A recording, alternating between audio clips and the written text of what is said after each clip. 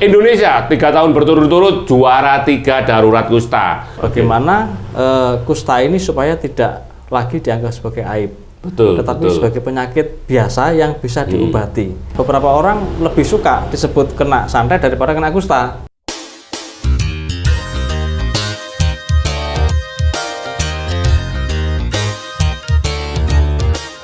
Selamat pagi pemirsa, kita berada di studio podcast Java 1.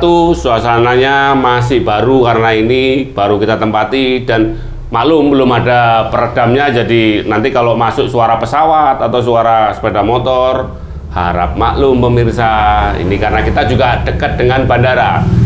Pagi ini kita masih lanjutkan ngopi dengan Mas Ken. Ada berita buruk. Indonesia darurat kusta. Loh, kok bisa?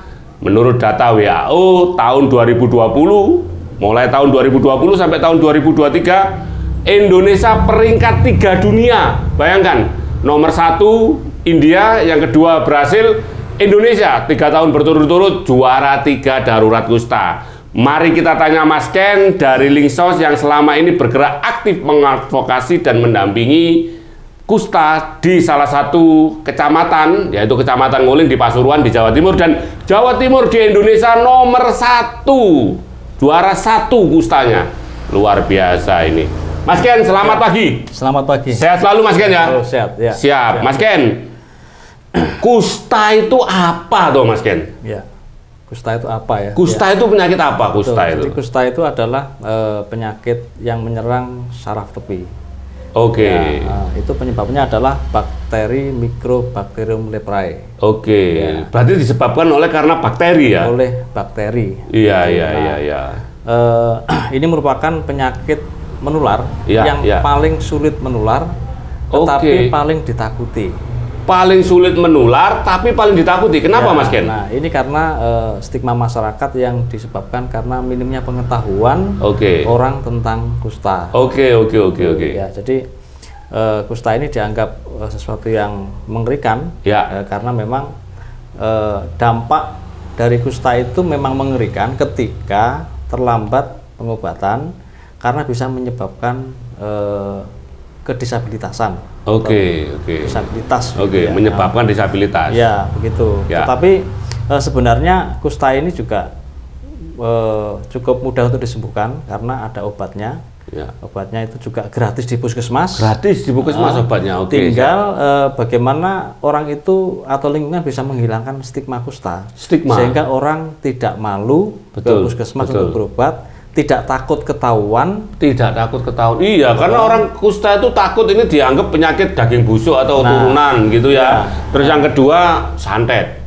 Ini kena santet gitu kan ya. Jadi orangnya takut untuk diketahui gitu loh. Sehingga nggak bisa berobat dan itu penanganannya jadi lambat Mas Ken ya. Ya, betul. Jadi yang menyulitkan itu adalah orang takut ketahuan ketika mengalami kusta. Kusta kan dianggap aib.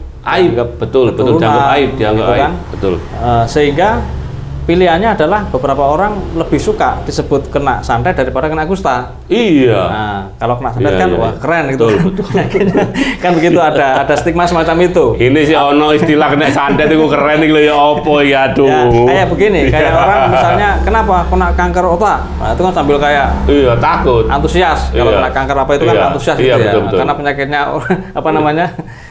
Berbeda dengan penyakit yang lain seperti kusta. Seperti kusta isin. Orang cenderung untuk menutup diri. Ya. Sehingga kusta yang seharusnya bisa disembuhkan melalui deteksi dini dan penanganan awal ini menjadi terlambat penanganan sehingga mengalami disabilitas begitu. Iya. Jadi karena Mycobacterium leprae tadi ya, karena bakteri sebenarnya tidak karena santet ya Mas Ken ya.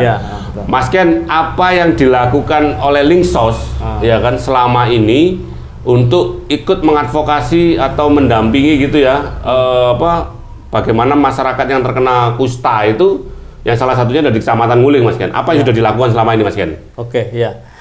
Jadi di awal tadi kan kita bicara tentang peringkat 1 gitu ya. Jawa Timur peringkat 1 se-Indonesia. Salah satu, kemudian peringkat 3 di dunia. Dunia ini kan juga berbasis data. Betul. Ya. Kita kalau menengok data WHO Ini kalau saya lihat di catatan ya, pada tahun 2020 ini Indonesia masih menjadi penyumbang kasus kusta nomor 3. Nomor 3 dunia. Besar dunia, dan kemudian berkaca dari tahun-tahun berikutnya memang ada penurunan. Ya. Nah, di Indonesia ini sekarang ada sekitar 9.000 sekian orang mengalami kusta dan itu juga terus menurun. Sama juga di Jatim.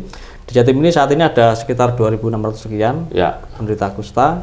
Yang mana ini sebenarnya jumlahnya terus menurun, tetapi penurunan ini bisa disebabkan karena memang penanganan kusta berhasil atau masih ada orang-orang yang belum melaporkan diri. Karena takut tadi ya. Mau kena kusta itu kan lepra itu ya. Betul, jadi takut. Karena dampak stigma itu. Karena dampak stigma masyarakat. Dan itu kan menjadi, kalau soal pengobatan itu menjadi ranahnya medis atau dinas kesehatan. Nah, kami dari Linksos ini masuknya pada sisi sosial. Pada sisi sosial. Ya, bagaimana kusta ini supaya tidak lagi dianggap sebagai aib.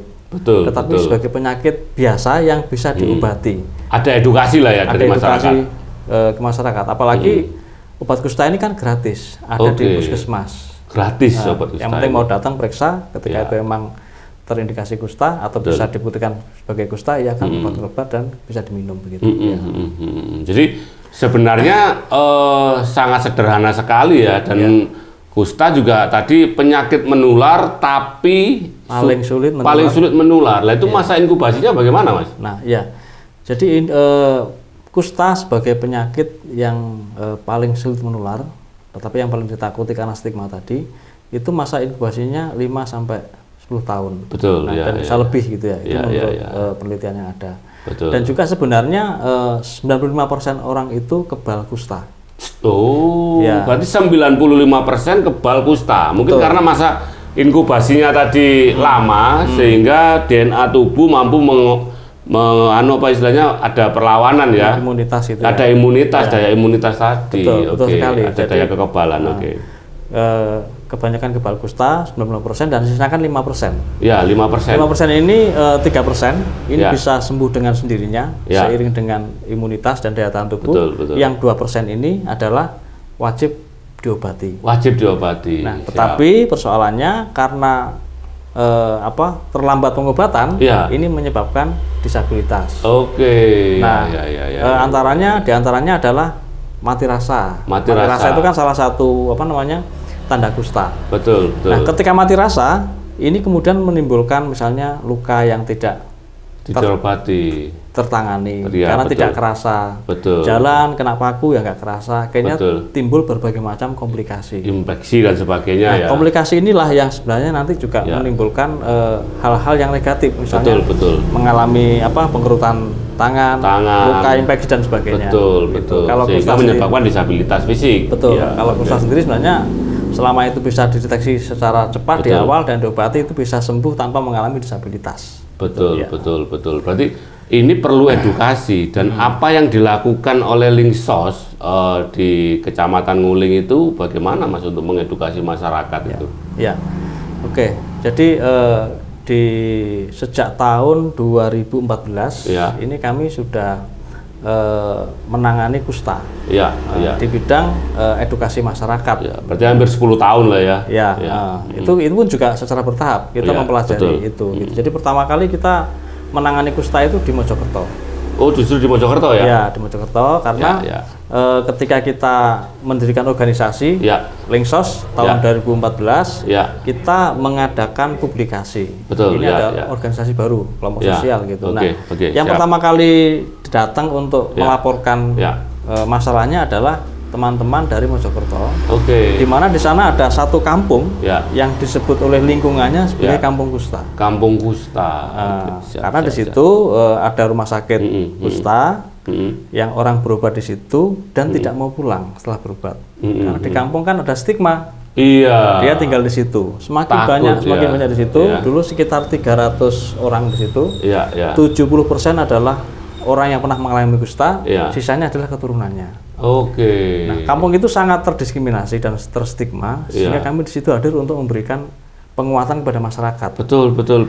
Nah, yang bisa kami lakukan ketika itu melakukan program SKS. SKS. Sahabat Kusta ke Sekolah. sahabat kusta ke sekolah. Ya, kita mengajak anak-anak untuk menggambar, ya. untuk kegiatan-kegiatan dan juga mengadakan pendekatan kepada keluarga. Betul. Kita jangan malu, kita jangan betul. Karena itu kan kena kusta itu jangan malu, jangan takut karena yang paling repot itu stigma masyarakat sebenarnya. Betul. Iya kan. Obatnya juga gratis padahal di puskesmas ya Mas Ken ya. Obatnya aja gratis gitu loh. Nah, kemudian pada tahun 2019 waktu terus berjalan kita kan terus mengadakan sosialisasi baik langsung ke masyarakat seperti di Mojokerto itu kami juga ke media sosial. Nah, di situ kami kemudian berkolaborasi dengan NGO, ada NLR Indonesia, itu mendukung upaya kita untuk menangani kusta. Itu salah satu sasarannya adalah di Pasuruan, di Pasuruan. Nah, tahun 2020 itu, tahun 2019 kita masih di Malang untuk program-program disabilitas dan kusta. Kemudian pada tahun 2020 kita bergeser ke Pasuruan. Betul. Karena Pasuruan ini termasuk endemi kusta ketika itu. Endemi kusta. Di Jawa Timur ini kan ada peringkat 1 ya. Peringkat 1 di Jawa Timur, salah satu endeminya adalah Pasuruan. Pasuruan. Kita mengambil satu titik pemberdayaan sebagai contoh itu di Kecamatan Nguling. Kecamatan Nguling. Nah, ketika itu di Kecamatan Nguling sudah ada inovasi. Ada inovasi namanya Bengkuramas. Bengkuramas. Ya, itu apa itu, Mas? Inovasi dari Puskesmas Nguling yang namanya bebaskan Nguling dari kusta mandiri bersama masyarakat. Oh, Bengkuramas bebaskan Nguling dari kusta mandiri bersama masyarakat. Oke, Bengkuramas. Itu adalah inovasi yang digagas oleh Puskesmas Nguling. Oke, siap. Ya. Itu konsep yang selaras dengan kami dari Lingkar Sosial karena kami ketika itu juga mengembangkan desa inklusi. Desa inklusi. Nah, desa inklusi itu adalah desa yang melibatkan seluruh elemen masyarakat untuk menjadi satu kesatuan elemen yang membangun desa. Oke, luar biasa ya. Itu pengalaman yang di Malang kita bawa ke Pasuruan. Kita mengembangkan desa inklusi bebas kusta. Dipadu dengan Bengkuramas tadi. Kemudian melahirkan sebuah konsep yang kita sebut sebagai kader kusta. Oke, siap. Kan sudah ada kesamaan visi misi dengan Puskesmas Nguling. Bedanya dari kami ini tentunya kan dengan jaringan yang lebih luas. Bukan hanya di level kecamatan atau desa, tapi kita akan menggerakkan lintas sektor di luar puskesmas dan pemerintah desa. Oke, siap. Nah, kita bentuk kader kusta. Kader kusta itu adalah tim sosialisasi sadar kusta yang dipimpin oleh kepala desa. Oke, sip. Ya. Ini di sini kemudian ada terjadi perubahan paradigma atau lahirnya paradigma baru, cara pandang baru. Cara pandang baru terhadap kusta. Betul. Jadi sebelumnya kusta itu seakan-akan hanya dianggap urusan puskesmas saja. Oke, siap. Jadi kalau ada kusta ya puskesmas. Iya. Sehingga puskesmas kan juga sering terjun ke lapangan. Orang kerap kali bosan atau enggan bertemu dengan orang puskesmas. Oh, ini ngapain? Ini bikin saya ketahuan aja karena sehingga ada penolakan. Betul. Nah, semenjak ada kader kusta ini yang dipimpin oleh kepala desa, didampingi oleh puskesmas dan beranggotakan masyarakat luas, baik itu disabilitas ataupun orang yang pernah mengalami kusta. Semua terlibat di situ. Sehingga puskesmas ketika melakukan kegiatan sosialisasi di lapangan ataupun screening, penjaringan mencari orang yang mengalami kusta itu sudah didampingi oleh perangkat desa, didampingi oleh tokoh masyarakat. Siap. Ini solusinya agar sebuah daerah itu bebas dari kusta. Betul, Mas ya? Betul, iya. Jadi kalau seperti judul lagu, semoga tidak ada lagi kusta di antara kita, gitu Mas Ken ya? Iya, betul. Oke, siap. Oke, jadi solusi dari bagaimana kesulitan pemerintah untuk penanggulangan kusta karena stigma masyarakat itu adalah bagaimana menggerakkan masyarakat ini menjadi elemen utama pencegahan dan penanggulangan kusta. Yang ini kemudian dirintis oleh Lingsos dan juga Puskesmas Nguling dalam program kader kusta yang didukung oleh NLR. Yang mana ini menempatkan kepala desa sebagai pimpinan tim sosialisasi. Sebagai leadernya lah leadernya. ya. Oke, bahwa kusta itu bukan hanya tanggung jawab dari puskesmas. Betul. Betul ya? Betul. Bukan hanya tanggung jawab dari pemerintah. Ya. Tapi juga sekaligus menjadi tanggung jawab seluruh masyarakat agar terlibat mencegah, menanggulangi, ya kan? Ya. Sehingga bebas kusta. Betul. Oke. Ya. Siap. Itu yang sudah dilakukan oleh Linksos ya, Mas ya? Ya, itu untuk sosialnya. Untuk sosialnya. Ya. Nah, ada juga di advokasi kebijakan, Sam. Advokasi kebijakan, ya. Ya, jadi begini.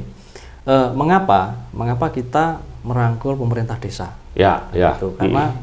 Karena masyarakat yang mengalami kusta itu kan warga desa. Iya, betul. Atau warga kelurahan. Betul. Ya, yang mana itu sebenarnya menjadi tanggung jawab pemerintah desa. Betul, ya.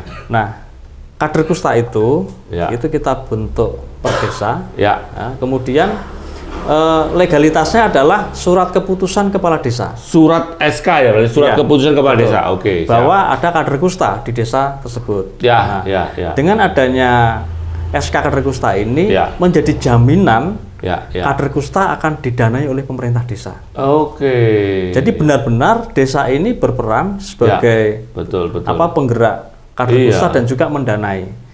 Yang tadinya hanya diurus oleh puskesmas, diurus oleh desa. Yang tadinya hanya didanai oleh dinas kesehatan, sekarang didanai oleh pemerintah desa. Dan ini inovasi, Sam.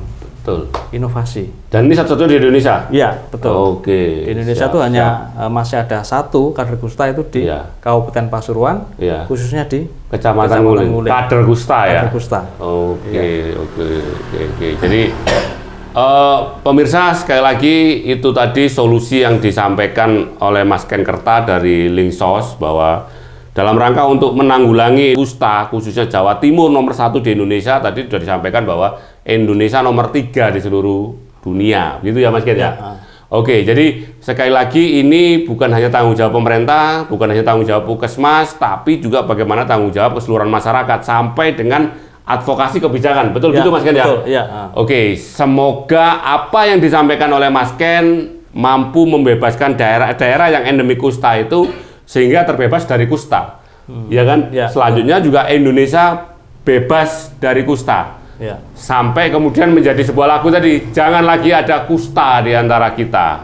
Oke, jadi pemirsa, terima kasih. Jumpa lagi pada podcast edisi selanjutnya dan jangan lupa subscribe kanal YouTube Java 1. Jangan lagi ada kusta di antara kita. Tetap sehat, tetap semangat.